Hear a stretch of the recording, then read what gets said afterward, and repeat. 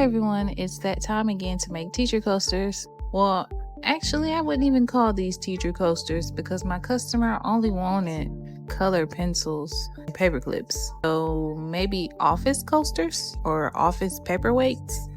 I don't know. So I've already mixed up my 2-part resin. Also, the resin I get is linked in the description box below with the coupon code. And then I began placing the color pencils and paper clips. My customer just wanted everything to be clear and super simple.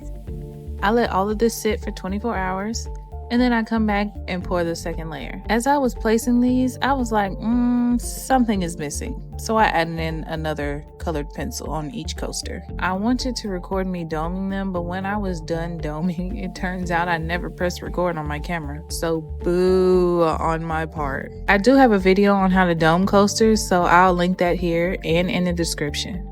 If you've enjoyed this video, please like or subscribe to watch me create more customized orders. So I let that sit 24 hours again, and once you place your names on the coasters and dome them, you get these cute personalized office coasters. This makes me think I should do nurse coasters or something. Leave a comment and let me know what you think. See you later.